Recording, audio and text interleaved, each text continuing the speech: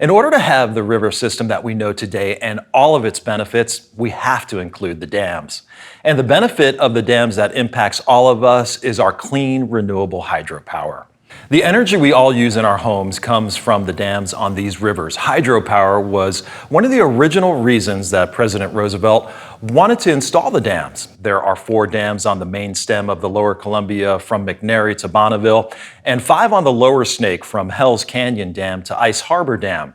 We spoke with Rick Dunn of Benton PUD to find out why hydropower is essential for our future. The Benton PUD's residential electricity rate is around 7 cents a kilowatt hour. The rest of the country, I hate to pick on our friends in California, but they can go as high as 15 cents and even in some peak periods, 25 to 30 cents a kilowatt hour. So we're the local electricity provider. So we don't generate our own electricity, we buy it and we distribute that electricity to about 55,000 customers in our service area.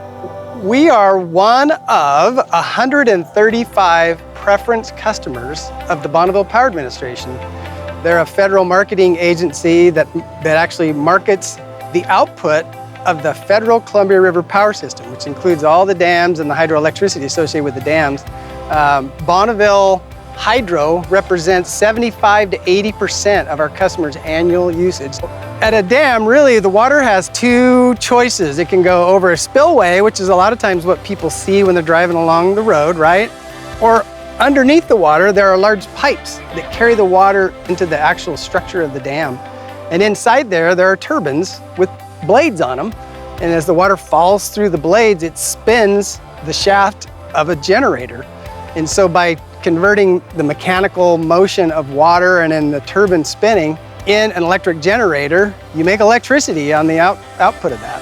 When you think about renewable resources, I think the easiest thing to think about is the fuel. So where do you get the fuel to run the generators? In our case, the fuel is water. And water, as we all know, that water goes through a cycle of, flowing out or through the river system into the ocean, back up into the air, comes in precipitation and gets put back into the mountains in the form of snow. And so that natural cycle repeats itself every year. Thinking back in time, if you said, well, if we didn't have hydro from the beginning, where would we have gone? Well, I think you can look as far as investor-owned utilities, for example, who have different customers, but their source of generation has typically been coal-fired power plants.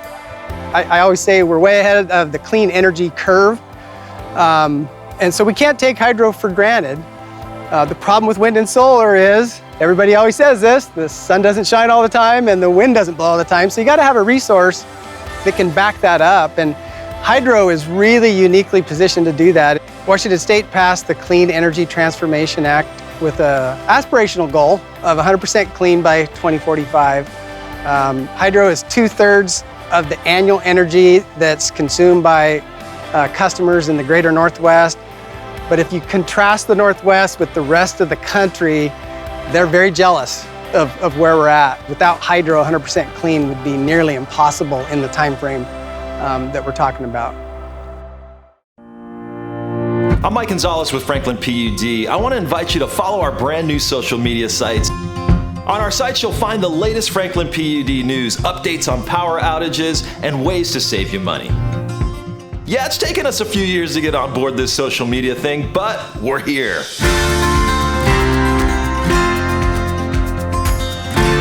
Just search Franklin PUD on your favorite social media site. Franklin PUD is lighting the way.